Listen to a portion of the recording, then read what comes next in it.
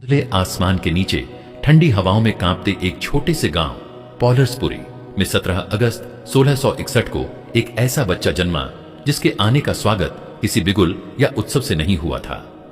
William Carey नाम तो साधारण था और जन्म भी एक साधारण परिवार में हुआ। पिता स्कूल मास्टर थे जिन्हें गांव के चर्च में क्लर्की भी करनी पड़ती थी। मां एक साधारण घरेलू महिला जिनकी दुनिया रसोई और बच्चों तक सीमित थी। उन दिनों इंग्लैंड का गांव जीवन कठिनाइयों से भरा था। शिक्षा केवल अमीरों के लिए थी। किसान, जूते बनाने वाले, बढ़ई जैसे मजदूर तबके के लिए सपने देखना भी एक विलासिता थी। लेकिन इस छोटे से बालक के दिल में एक अजीब सी आग थी, जानने की, सीखने की, समझने की।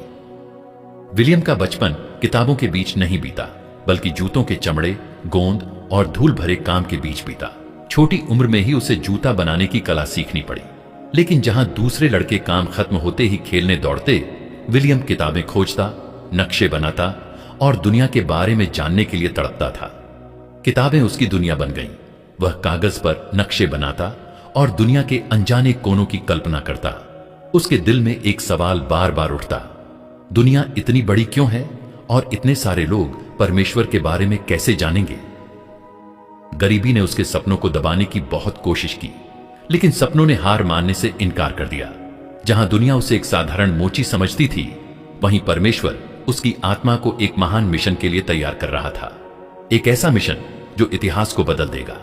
छोटे छोटे संघर्ष, भूख, अपमान और तिरस्कार ने कैरी के हृदय को कठोर नहीं किया, बल्कि उसे मजबूत बनाया, एक लोहे की तरह जिसे आग में तपाया गया हो। उसने महसूस किया कि ज्ञान केवल राजा महाराजाओं की संपत्ति नहीं है। अगर मैं सीख सकता हूं तो मैं सिखा भी सकता हूं। अगर मैं बदल सकता हूं तो दूसरों को भी बदल सकता हूं। यही सोच उसे सामान्य से असाधारण की ओर ले जाने वाली थी। यह वह समय था जब इंग्लैंड औद्योगिक क्रांति की आहटें सुन रहा था, पर आध्यात्मिक संसार में एक सुस्ती थी। मिशन कार्य, विशेषकर विदेशों में जाकर प्रचार करना, लगभग असंभव माना जाता था। लेकिन एक मामूली मोची का बेटा विलियम कैरी, वह चिंगारी बनने वाला था जो आने वाले समय में मिशन की आग पूरे विश्व में फैलाएगा। उसने अभी कुछ नहीं किया था, लेकिन उसकी आत्मा की गहराइयों में एक वादा दफन था। कुछ बड़ा होगा, कुछ बहुत बड़ा, परमेश्वर के लिए। पॉलर्सपुरी के संकरे रास्तों पर धूल उड़ती थी। टूटी फूटी झोपड़ियों के बीच से एक नन्हा बालक फटे पुराने कपड़ों में खुले पांव दौड़ता फिरता था। उसकी आंखों में एक अलग चमक थी। वह बालक था विलियम कैरी। उसका बचपन सुख सुविधाओं से दूर था। भोजन कभी भरपेट मिलता, कभी नहीं। कपड़े वही जो पुराने होकर चिथड़े बन जाते। खिलौने केवल लकड़ी के छोटे छोटे टुकड़े या खुद के बनाए मिट्टी के खिलौने। लेकिन इन सब के बावजूद उसके भीतर एक अद्भुत जिज्ञासा थी। मैं क्यों पैदा हुआ हूं? इस विशाल पृथ्वी पर मेरा क्या उद्देश्य है? जब दूसरे बच्चे खेलकूद में मग्न होते, तब विलियम पेड़ की छांव में बैठा मिट्टी पर दुनिया का नक्शा बनाता। वह गांव के छोटे से स्कूल में पढ़ने गया। उसके पिता, जो वहां के शिक्षक भी थे, उसे अक्षर ज्ञान सिखाते थे। विलियम ने पढ़ना तो सीख लिया, लेकिन असली शिक्षा किताबों से नहीं, बल्कि प्रकृति से, अनुभव से और आत्मा की भूख से मिली। जैसे जैसे वह बड़ा हुआ, घर की आर्थिक स्थिति बिगड़ती गई। एक दिन पिता ने उसे बुलाया और कहा, बेटा, अब तुम्हें काम करना होगा। और इस तरह 14 साल की उम्र में विलियम एक मोची के सहायक बन गया। चमड़े की गंध, हथौड़ी की आवाज और दिन रात की मेहनत, यह सब अब उसका जीवन बन गया था। पर क्या सपने चमड़े की गंध से मर जाते हैं? नहीं। विलियम का मन हर चोट के साथ और मजबूत होता गया। छोटे छोटे ब्रेक के समय वह अपने गुरु की पुरानी किताबों को खंगालता। भूगोल, इतिहास, भाषाएं उसने खुद ही लैटिन भाषा सीखी। फिर धीरे धीरे ग्रीक और हिब्रू जैसी कठिन भाषाओं में भी रुचि ली। जिस समय कैरी के साथी केवल जीने की चिंता कर रहे थे, वह ज्ञान का समुद्र पार करने के सपने देख रहा था। वह अक्सर बाइबल पढ़ता था। हर शब्द उसके दिल में गूंजता, जाओ और सब जातियों को चेला बनाओ। परंतु कैसे? एक गरीब मोची का लड़का दुनिया को कैसे बदल सकता था? उत्तर उसके भीतर से आया, जो मेरे पास है उसी से शुरुआत करूंगा। उसने अपना जीवन परमेश्वर को समर्पित कर दिया। धीरे धीरे, चुपचाप, अनदेखे में। जहां दुनिया उसे साधारण मानती रही, वहां स्वर्ग ने उसके लिए योजनाएं बना ली थीं। वह खुद भी नहीं जानता था कि भविष्य में वह न केवल भारत की मिट्टी पर पैर रखेगा, बल्कि लाखों लोगों के जीवन में प्रकाश की मशाल लेकर आएगा। बचपन के उन कठिन दिनों ने उसे तैयार किया था, एक ऐसे जीवन के लिए जो त्याग, सेवा और बलिदान की मिसाल बनने वाला था। छोटे से गांव से उठकर सपनों को सीने में छुपाए विलियम कैरी धीरे धीरे उस यात्रा पर निकल पड़ा था, एक साधारण मोची से आधुनिक मिशनरी आंदोलन के जनक बनने की यात्रा। हर दिन एक जैसा था, मोची की दुकान में सुबह से शाम तक काम, जूते बनाना, सिलाई करना, चमड़ा काटना। पर एक दिन कुछ बदलने वाला था, एक ऐसा दिन जो विलियम कैरी के जीवन की दिशा बदल देगा। एक सामान्य दोपहर थी, गर्मी से भरी भारी हवा में दुकान का वातावरण सुस्त था। एक साधारण ग्राहक आया, लेकिन उसके साथ एक साधारण सी किताब भी थी, बाइबल। विलियम ने झिझकते हुए किताब उठाई। शुरुआती पन्ने पलटते हुए उसके मन में एक अजीब हलचल हुई। शब्द उसके दिल को छू रहे थे, जैसे कोई अनजानी आवाज उसे पुकार रही हो। यह सिर्फ किताब नहीं है, यह जीवन का रास्ता है। रात को घर लौटते समय वह उन शब्दों को भूल नहीं सका। उसने मोमबत्ती की हल्की रोशनी में बाइबल पढ़नी शुरू की। जब वह यीशु मसीह के बलिदान के बारे में पढ़ता तो उसका दिल कांप उठता था। जब वह परमेश्वर के प्रेम की बात पढ़ता तो उसकी आंखों से आंसू बहने लगते थे। वह खुद से पूछता, क्या यह प्रेम मेरे लिए भी है? क्या मुझ जैसा साधारण पापी गरीब इंसान भी परमेश्वर के प्यार का हकदार हो सकता है? उत्तर धीरे धीरे साफ होने लगा। हां, यीशु ने सबके लिए प्राण दिए हैं, मेरे लिए भी। उसके भीतर एक आंधी चल पड़ी, पश्चाताप का तूफान। अपने पापों को देखकर वह टूट गया। वह अपने घुटनों पर गिर पड़ा और प्रार्थना करने लगा, हे प्रभु, मुझ पापी पर दया कर, मुझे बदल दे, मुझे अपना बना ले। वह रात उसके जीवन की सबसे महत्वपूर्ण रात थी। सुबह जब सूरज की पहली किरणें फूट रही थीं, तो एक नया विलियम कैरी जन्म ले चुका था। अब वह केवल शरीर से नहीं, आत्मा से भी जीवित था। अब उसका जीवन केवल जूते बनाने के लिए नहीं था, बल्कि आत्माओं को जीतने के लिए था। उसने अपने चारों ओर देखा, अज्ञानता, अंधकार, पाप में डूबे लोग, और उसके दिल में एक प्रार्थना उठी, हे प्रभु, मुझे भेज, मुझे उपयोग कर, चाहे मैं कितना भी छोटा क्यों ना हूं, मुझे अपनी योजना का हिस्सा बना। इस परिवर्तन ने उसे चैन से बैठने नहीं दिया। वह जो भी मिलता उसे यीशु के प्रेम के बारे में बताता। वह जो थोड़ा बहुत सीखता, दूसरों को सिखाता। उसकी दुकान अब केवल जूते बनाने की जगह नहीं थी, वह एक छोटी सी कलीसिया बन गई थी। इस दुनिया में अनगिनत आत्माएं थीं जो कभी यीशु का नाम भी नहीं सुनी थीं। विलियम कैरी के दिल में एक आग जल चुकी थी, एक ऐसी आग जो अब पूरी दुनिया को छूने वाली थी। मसीह के प्रेम ने मुझे पकड़ लिया है, अब मैं रुक नहीं सकता। यह उसका विश्वास बन गया। परमेश्वर का प्रेम जब किसी दिल को छूता है तो वह दिल कभी पहले जैसा नहीं रह सकता। विलियम कैरी के भीतर अब एक अलग ही बेचैनी थी। दुनिया यीशु को कैसे जानेगी अगर कोई जाकर उन्हें बताएगा नहीं? बाइबल के शब्द उसके दिल में गूंजते रहते, जाओ और सब जातियों के लोगों को मेरा चेला बनाओ। पर यह सपना कोई छोटा सपना नहीं था। उस जमाने में मिशनरी बनना तो जैसे नामुमकिन सा था। लोगों की सोच थी, अगर परमेश्वर अन्य देशों को बचाना चाहता है तो वह बिना हमारी मदद के कर सकता है। पर विलियम कैरी का हृदय इस विचार से संतुष्ट नहीं हुआ। वह जानता था कि परमेश्वर अपने सेवकों के माध्यम से काम करना चाहता है। वह जानता था कि किसी को उठना पड़ेगा, किसी को जाना पड़ेगा। और वह फुसफुसाहट जो उसके दिल में उठ रही थी अब एक स्पष्ट बुलाहट बन चुकी थी, विलियम, तू जा। पर राह आसान नहीं थी। जब उसने चर्च के नेताओं से अपने मिशनरी सपने के बारे में बात की तो उनका जवाब था, बैठ जाओ नौजवान, जब परमेश्वर मूर्ति पूजकों को बदलना चाहेगा वह बिना तेरी और मेरी मदद के करेगा। ये शब्द किसी हथौड़े की तरह उसके दिल पर गिरे। पर उसने हार नहीं मानी। उसने सोचा, अगर कोई मेरा सपना नहीं देख सकता तो क्या मैं सपना देखना छोड़ दूं? उसने अपने सपने को बोया, अकेले आंसुओं से सींचा, प्रार्थनाओं से खाद दी, और धीरे धीरे कुछ ऐसे साथी मिले जो उसकी आग को समझने लगे। विलियम कैरी ने एक पर्चा लिखा, क्रिस्ती कर्तव्य पर एक खोजपूर्ण विचार, जिसमें उसने यह सवाल उठाया, क्या हम आराम से बैठ सकते हैं जबकि लाखों लोग अंधकार में मर रहे हैं? उसका एक वाक्य इतिहास में गूंज उठा, बड़े बड़े कामों की आशा करो, परमेश्वर के लिए बड़े बड़े कार्य करो। धीरे धीरे विरोध की दीवारों में दरारें आने लगी। कुछ लोग जागने लगे, कुछ चर्चों ने समर्थन देना शुरू किया। 1792 में कैरी और उसके साथियों ने मिलकर पहला बप्टिस्ट मिशनरी सोसाइटी स्थापित किया। पर कहानी यहीं खत्म नहीं हुई थी। अभी भी सबसे कठिन काम बाकी था, भारत जाना। उस समय भारत एक रहस्यमयी, खतरनाक और अनजान जगह थी। वहां जाना अपने जीवन को मौत के हवाले करने जैसा था। पर विलियम कैरी ने तय कर लिया था, अगर प्रभु ने बुलाया है तो मैं जाऊंगा, चाहे रास्ता कितना भी कठिन क्यों ना हो। उसने अपना घर, नौकरी, आराम सब कुछ पीछे छोड़ने का निश्चय कर लिया। वह जानता था यह रास्ता कांटों से भरा होगा, यह रास्ता आंसुओं का होगा, यह रास्ता बलिदान का होगा, लेकिन यह वही रास्ता था जिस पर चलकर इतिहास के पन्नों में उसका नाम सुनहरे अक्षरों में लिखा जाना था। वह अब जाने के लिए तैयार था, भारत के लिए, अज्ञात की ओर, विश्वास की उड़ान पर। 1793 का साल। हवा में अजीब सी बेचैनी थी। इंग्लैंड के बंदरगाह पर एक साधारण दिखने वाला युवक अपनी पत्नी और बच्चों के साथ एक छोटे से जहाज के इंतजार में खड़ा था।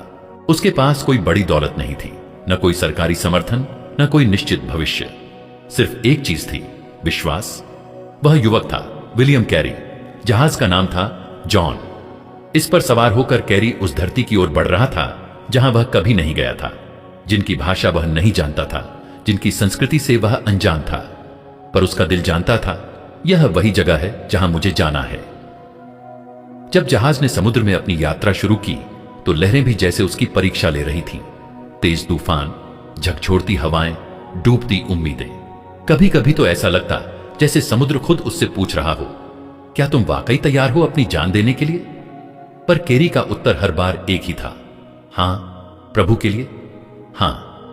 रातों को वह डेक पर खड़ा होकर सितारों को देखता और प्रार्थना करता, हे प्रभु, तू ही मेरी ढाल है, तेरा प्रेम मेरी राह का प्रकाश है, मुझे थामे रहना, चाहे रास्ता कितना भी कठिन क्यों ना हो। 5 महीने की लंबी, थकाऊ और खतरनाक यात्रा के बाद आखिरकार एक दिन क्षितिज पर एक नया देश उभरा, भारत। कलकत्ता के किनारों पर दूर से दिखते मीनारें, भीड़, गर्म हवा और अलग सी खुशबू ने उनका स्वागत किया। यह धरती कुछ कह रही थी, आओ और देखो कि विश्वास का असली इम्तिहान क्या होता है। पर भारत में कदम रखते ही उनकी परीक्षा शुरू हो गई। भाषा बिल्कुल अज्ञात, संस्कृति एकदम अलग, खर्चा जेब लगभग खाली, नौकरी कोई गारंटी नहीं, घर कोई नहीं, स्वास्थ्य खतरे से भरा हुआ। यह भारत सपनों का भारत नहीं था, यह संघर्षों का मैदान था। यहां कदम कदम पर विपत्ति थी। पत्नी डोरोथी निराश हो चुकी थी, उनका छोटा बच्चा बीमारी से ग्रसित था, पैसे खत्म हो रहे थे। मिशनरी सोसाइटी की मदद भी बहुत धीमी थी। कई बार कैरी ने आंसुओं में भीगे घुटनों पर गिरकर प्रार्थना की, हे प्रभु, मैंने सब कुछ छोड़ दिया, पर अब तू मुझे अकेला मत छोड़। हर सुबह वह खुद को यही याद दिलाता, परमेश्वर ने मुझे यहां लाया है और जहां वह भेजता है वहां वह मार्ग भी बनाता है। जीवन आसान नहीं था, पर हर कठिनाई के बीच कैरी ने एक नया निश्चय किया, चाहे कुछ भी हो जाए, मैं पीछे नहीं हटूंगा। मैं इस धरती पर रहूंगा यीशु के प्रेम को हर दिल तक पहुंचाने के लिए। और यहीं भारत की तपती धूप में, संघर्षों की धूल में, आंसुओं की बारिश में विलियम कैरी का असली मिशनरी जीवन शुरू हुआ। भारत में कदम रखने के बाद विलियम कैरी को जल्दी ही समझ आ गया था, यह भूमि आसान नहीं है। गर्मी इतनी भयंकर थी कि सांस लेना भी मुश्किल हो जाता। भाषा एक पहाड़ जैसी लगती थी, बंगाली, संस्कृत, हिंदी, हर भाषा एक नई चुनौती थी। गरीबी, बीमारी, अजनबीपन, हर तरफ से जैसे अंधकार ही अंधकार था। पत्नी डोरोथी का मानसिक संतुलन भी लगातार गिरता जा रहा था। बार बार वह विलियम से चिल्लाकर कहती, हमें वापस जाना चाहिए, तुम हमें यहां मार दोगे। उनका एक बेटा भी बीमारी के चलते स्वर्ग सिधार गया। यह चोट बहुत गहरी थी, जैसे एक तलवार सीधे दिल में उतर गई हो। रातों को विलियम अपने कमरे के एक कोने में चुपचाप बैठकर रोता था। उसकी आंखों से आंसू बहते और होठों से बस एक प्रार्थना निकलती, हे प्रभु, तू मुझे क्यों लेकर आया यहां? अगर यह तेरा मार्ग है तो मुझे थामे रहा। कई साल बीत गए, ना कोई चर्च, ना कोई नया विश्वासी, ना कोई उत्साहवर्धन। लोग उसे ताने देते, अरे अंग्रेज बाबू, कौन सुनेगा तेरी बात? हमारे देवी देवताओं को छोड़कर तेरे एक ईश्वर के पीछे कौन आएगा? लेकिन कैरी जानता था, बीज बोने वाला सिर्फ बीज बोता है, फसल उगाना परमेश्वर का काम है। दिन रात वह एक ही काम करता रहा, भाषा सीखना, बाइबल का अनुवाद करना, लोगों से प्रेम करना, उनके बीच जीना। उसने एक छोटी सी छापाखाना प्रिंटिंग प्रेस भी बनाई, जिसमें वह बंगाली भाषा में बाइबल छापने का सपना देखता था। वह खेत की तरह था जिसमें उसने अपने आंसू बोए थे और धैर्य से फसल की प्रतीक्षा कर रहा था। और फिर एक दिन एक अद्भुत घटना घटी। एक साधारण भारतीय युवक जिसका नाम था कृष्णपल, विलियम कैरी के संदेश से प्रभावित होकर यीशु मसीह को अपना उद्धारकर्ता स्वीकार कर लिया। वह क्षण कैरी के जीवन का पहला फल था। सालों की तपस्या, आंसुओं की बारिश, संघर्षों की आग से होकर आखिरकार एक आत्मा ने उद्धार का रास्ता चुन लिया था। जब कृष्णपल ने गंगा नदी में जाकर बपतिस्मा लिया तो कैरी के दिल में ऐसा लगा जैसे स्वर्ग के द्वार खुल गए हों। उसकी आंखों से खुशी के आंसू बह निकले। उसने आकाश की ओर देखा और फुसफुसाया, हे प्रभु, तू विश्वास योग्य है, तेरा वादा सच्चा है। यह एक शुरुआत थी, छोटी लेकिन शक्तिशाली। अब कैरी जानता था, अगर मैंने बीज बोया है तो परमेश्वर फसल भी देगा। इस पहले फल के साथ भारत में मसीही आंदोलन का एक नया सूरज उगने लगा था और विलियम कैरी, जिसे कभी एक साधारण मोची समझा गया था, अब एक आत्माओं के किसान बन चुका था। एक बीज तो अंकुरित हो चुका था, लेकिन विलियम कैरी जानता था, अगर भारत को बदलना है तो सिर्फ एक आत्मा से नहीं होगा, हजारों लाखों दिलों तक सत्य पहुंचना होगा। पर कैसे? बहुत से लोग तो अंग्रेजी नहीं जानते थे। उनकी आत्मा तक पहुंचने के लिए उनकी भाषा में बात करनी होगी। और इस चुनौती ने कैरी को एक नया मिशन दिया, बाइबल का अनुवाद करना। कैरी का दिन अब ऐसे बीतता था, सुबह का सूरज उगता और वह बैठ जाता। बंगाली, हिंदी, संस्कृत, मराठी किताबें उसके सामने खुली होती। एक हाथ में कलम, दूसरे हाथ में शब्दकोश, चश्मे के पीछे से झांकती थकी आंखें, पर दिल में ज्वाला। हर दिल तक परमेश्वर का वचन पहुंचना चाहिए। वह खुद भाषा सीखता और धीरे धीरे वह पहला व्यक्ति बन गया जिसने बाइबल को बंगाली, ओडिया, असमिया और हिंदी जैसी भाषाओं में अनुवाद किया। सोचिए, उस जमाने में न तो कंप्यूटर था, न गूगल ट्रांसलेटर, न कोई विशेष सहायता, सिर्फ एक जुनून था, एक आग थी। कभी कभी तो महीनों की मेहनत एक दिन की चूक में जल जाती। एक भयंकर हादसे में उसका पूरा प्रिंटिंग प्रेस, पांडुलिपियां और अनुवाद का कार्य जलकर राख हो गया। सब कुछ एक पल में भस्म। जैसे कोई मां अपने नवजात शिशु को आग में खो दे, वैसा दर्द कैरी ने महसूस किया। वह राख के ढेर पर बैठकर फूट फूट कर रोया, पर फिर उसने सिर उठाया और कहा, अगर यह भी प्रभु की योजना है तो मैं फिर से शुरू करूंगा। कोई आग परमेश्वर के वचन को रोक नहीं सकती। और उसने फिर से कलम उठाई, फिर से अनुवाद किया, फिर से बाइबल छापी। यह उसका अडिग विश्वास था, कोई हार अंतिम नहीं होती अगर प्रभु हमारे साथ है। लेकिन कैरी का सपना सिर्फ बाइबल तक सीमित नहीं था।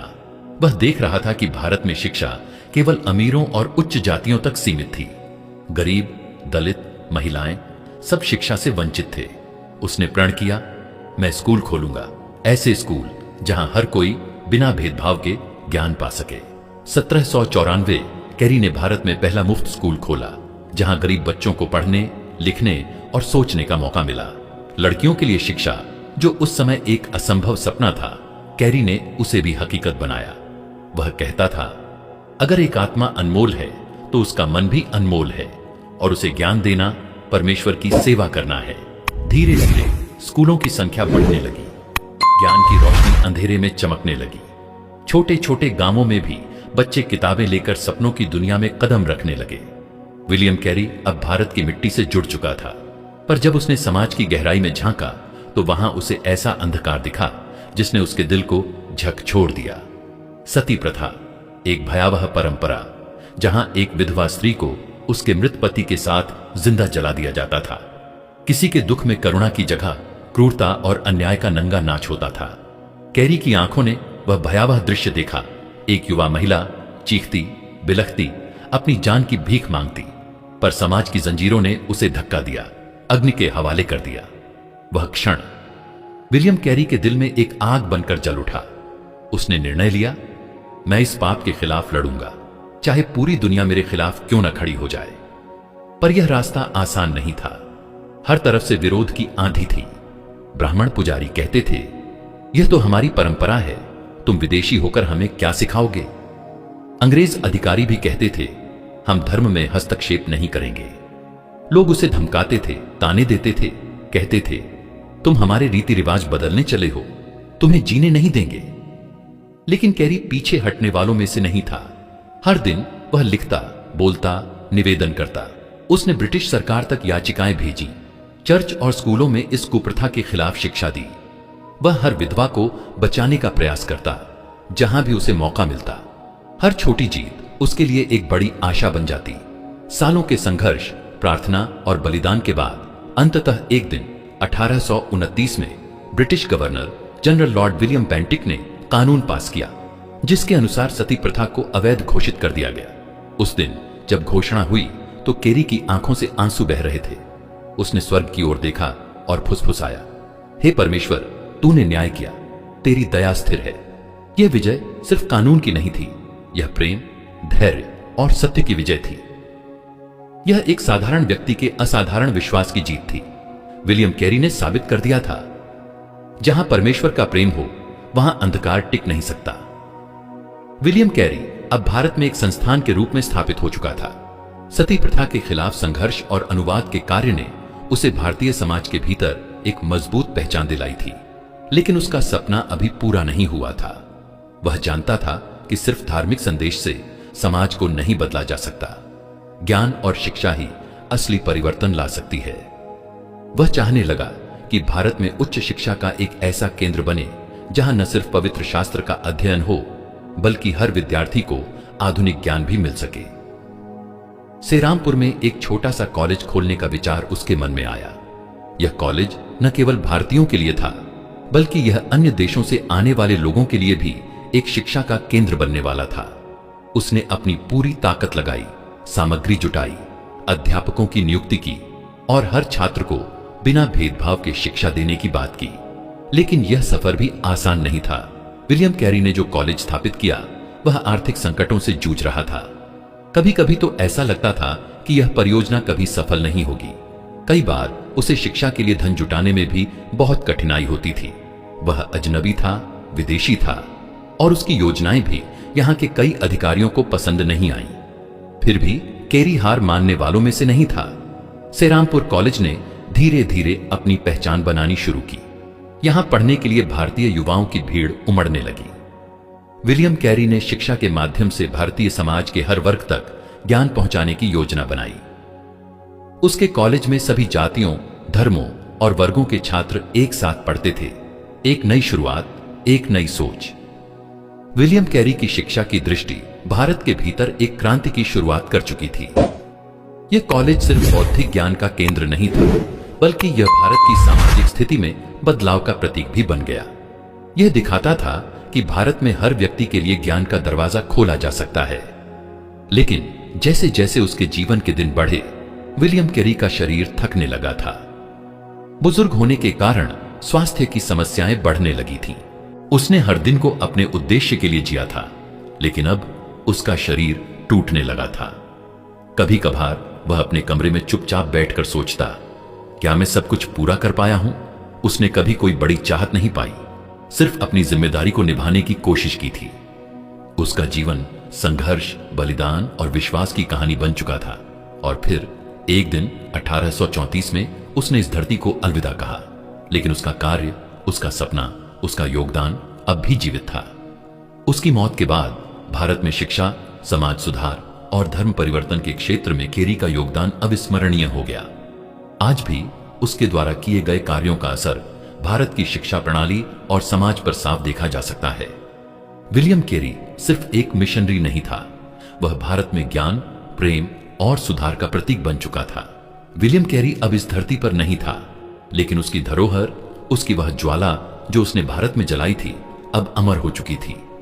उसकी रचनाएं, उसकी शिक्षा और सबसे बढ़कर उसकी प्रेम और सेवा की भावना आज भी भारतीय समाज में जीवित थी। विलियम कैरी की मृत्यु के बाद सेरामपुर कॉलेज ने शिक्षा के क्षेत्र में अपनी भूमिका को और मजबूत किया। उसका कॉलेज आज एक शिक्षा संस्थान बन चुका था, जहां न केवल विज्ञान और गणित की पढ़ाई होती, बल्कि साहित्य, इतिहास और समाजशास्त्र पर भी ध्यान दिया जाता था। कैरी का सपना अब साकार हो चुका था। भारत के कोने कोने में ज्ञान की रोशनी पहुंच चुकी थी। कैरी ने जो शिक्षा का परचम उठाया था, वह भारत के समाज को एक नई दिशा दिखा रहा था। जातिवाद, सती प्रथा और अंधविश्वास के खिलाफ उसका संघर्ष अब लोगों के दिलों में रुतबा पा चुका था। उसके द्वारा शुरू किए गए सामाजिक सुधार अब भारत में एक आंदोलन बन चुके थे। वह आंदोलन अब किसी एक व्यक्ति का नहीं, बल्कि भारतीय समाज के हर हिस्से का हिस्सा बन चुका था। विलियम कैरी की सेवा को न केवल भारत बल्कि पूरी दुनिया ने सराहा। ब्रिटिश सरकार ने उसे नाइटहुड की उपाधि दी और भारतीय समाज ने उसे भारत में शिक्षा का निर्माता मान लिया। उसका जीवन अब एक आदर्श बन चुका था। सभी धर्मों, जातियों और वर्गों के लोग उसकी शिक्षा और सेवा की सराहना करते थे। पर क्या वह सिर्फ एक मिशनरी था, या वह भारतीय समाज के भीतर एक ऐसे बदलाव की जरूरत बन चुका था जो उस समय की चुप्पी और अंधकार से बहुत दूर था? विलियम कैरी सिर्फ एक अंग्रेज मिशनरी नहीं था, वह एक विश्वविद्यालय था, वह एक सुधारक था, वह एक सपने देखने वाला था जिसने भारत में एक नई सुबह को जन्म दिया। विलियम कैरी के योगदान को आज भी भारत में याद किया जाता है। भारत सरकार ने उसे भारत रत्न के समान सम्मान नहीं दिया, लेकिन उसका नाम सच्चे मायनों में अमर हो चुका था। सेरामपुर कॉलेज में उसकी याद में कई योजनाएं और कार्यक्रम चलाए जाते हैं। हर साल कई शिक्षण संस्थान और संगठन उसके योगदान का जश्न मनाते हैं। कई स्कूलों और कॉलेजों के छात्रों के लिए विलियम कैरी अब एक प्रेरणा है, एक मिसाल है जिसे वे अपने जीवन में उतारते हैं। उसकी शब्दों का अनुवाद और मानवता की सेवा का कोई अंत नहीं था। विलियम कैरी ने अपना जीवन केवल एक मिशन के लिए नहीं, बल्कि एक विरासत छोड़ने के लिए जिया। उसकी जीवन यात्रा से यही सीखने को मिलता है, प्रेम, धैर्य और ज्ञान की शक्ति से दुनिया को बदला जा सकता है। विलियम कैरी का जीवन एक साधारण आदमी की असाधारण यात्रा थी, एक ऐसा जीवन जो अपने सपनों के पीछे भागा नहीं, बल्कि उन्हें जी कर दिखाया। उसने साबित किया कि जब एक व्यक्ति परमेश्वर पर भरोसा करता है तो दुनिया की सबसे बड़ी बाधाएं भी छोटी हो जाती है। चाहे भाषा की दीवार हो, संस्कृति का संघर्ष हो या समाज की जड़ता, कैरी ने अपने विश्वास, प्रेम और समर्पण से सबको हिला दिया।